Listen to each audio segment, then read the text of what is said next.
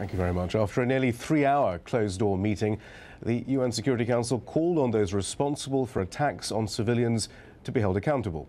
Let's hear more from the Brazilian ambassador to the UN, who read the statement on behalf of the Council. The members of the Security Council expressed grave concern at the situation in Libya. They condemned the violence and use of force against civilians, deplored the repression against peaceful demonstrators, and expressed deep regret at the death of hundreds of civilians.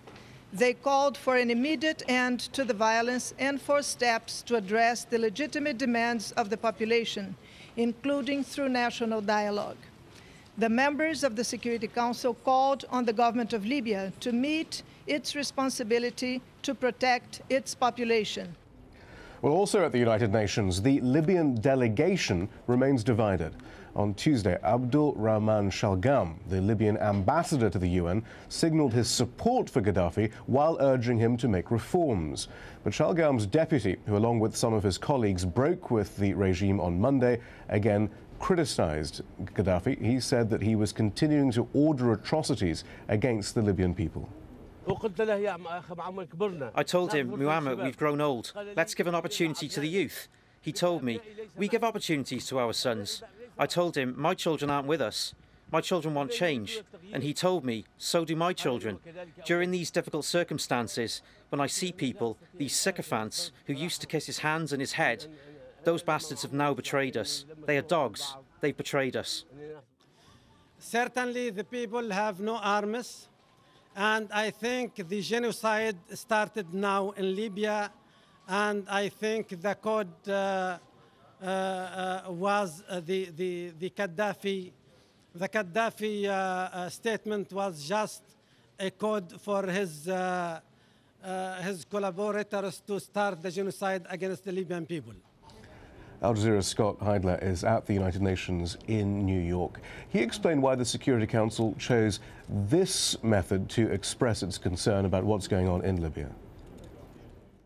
We know that the Security Council, a member of the mission, one of the permanent 5 missions to the Security Council, they told us that the main reason they went for this press statement, and that's the statement that we saw the Brazilian ambassador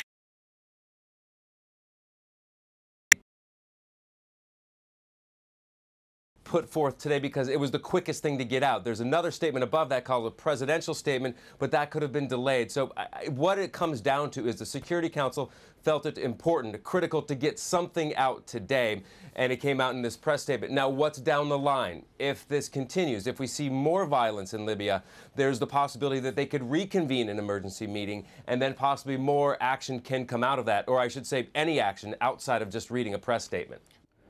Scott Heidler. The UN Under-Secretary General for Political Affairs, Lynn Pascoe, also spoke at the UN. He described what UN personnel were seeing on the ground in Libya. He said they'd seen snipers firing and planes and helicopters circling overhead, but he couldn't confirm whether they fired on protesters. Let's see if we can get some sort of confirmation about what's going on. We're joined from New York City by Fred Abrahams. He's a senior researcher at Human Rights Watch. I suppose it's the same question I asked you this time yesterday. We're getting terrible eyewitness accounts. What can we actually confirm is happening? Well, our reports from within Libya are troubling. We've now got our death toll based on speaking with witnesses and doctors in hospitals just nearly around 300. And I think that's a conservative estimate because we're getting snippets through phone and Skype, email, so we don't have a clear picture. Internet is still down. And, you know, look, the government has restricted access. We know what happens in the dark, and that's why we're deeply troubled about what we don't know is going on inside Libya today. Right, but I mean, how are these people being killed and injured? So the reports that we're getting are protesters who are being fired upon by Libyan security forces, and there seems to be a shoot-to-kill policy. That is, the witnesses are telling us that individuals on the street, forces are driving by in cars and opening fire. It seems as if they're not tolerating people to go out, particularly after dark. But again, this is sketchy. Until we're on the ground, I can't give detailed, precise information, but that's what's coming out so far. Is this simply based around Tripoli, and by the way, we are watching pictures from Libyan state TV, which purports to be the situation in Tripoli, pro-Gaddafi protesters gathering. But as far as you know, what is the geographical area for what's going on?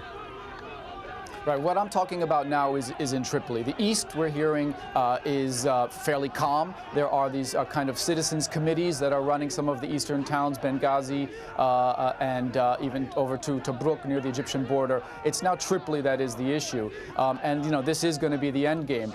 There are concerns that if Gaddafi is able to pacify Tripoli, then perhaps he could re-engage and launch another assault on the east. And that's why there has to be redoubled efforts from outside. Look, the Security Council today made a strong statement, and that's welcome. But until there's concrete and targeted sanctions against the Libyan leadership, I'm afraid that Muammar Gaddafi won't get the message that the world is going to refuse to accept shooting on protesters in this day and age. But what good would sanctions really do if he is fighting for his life? It's a bit late to cut off his bank account. It's a bit late to have an arms embargo. He has the weapons sold to him by many of the nations now condemning him. A no-fly zone will only allow atrocities to occur on the ground while the Security Council says it's done its bit. So what do you really think will be effective?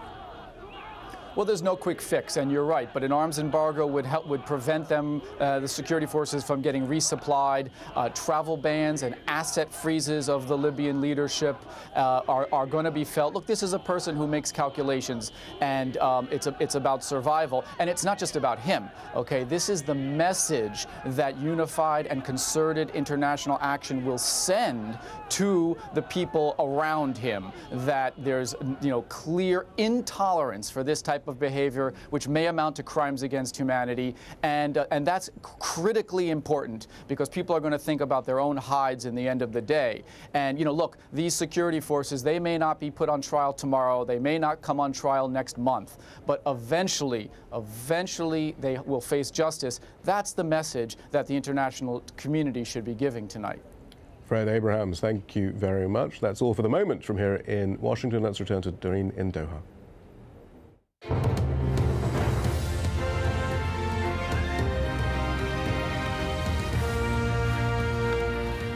If you're just joining us, you're with the Al Jazeera News Hour. A quick run through of the headlines we're following at the moment. And the Libyan government says 300 people have been killed in the anti-government protests so far. That number includes both civilians and military personnel, but other estimates have put the number as high as 1,000. And the United Nations Security Council has condemned the crackdown and has demanded an immediate end to the violence. The Libyan leader Muammar Gaddafi has addressed the nation in a 75-minute speech where he said he wasn't going anywhere. Gaddafi says he would, quote, die a martyr and would fight to his last drop of blood. Meanwhile, hundreds of Gaddafi supporters have come out on the streets in Tripoli in response to Gaddafi's address to the nation. The cheering crowd raised slogans expressing solidarity with Colonel Gaddafi. Phyllis Bennis is a fellow at the Institute for Policy Studies. She joins us now live from Washington, D.C. Phyllis, we were just playing those pictures there from Libyan state television. Do you believe that Muammar Gaddafi has much support in Libya at this moment?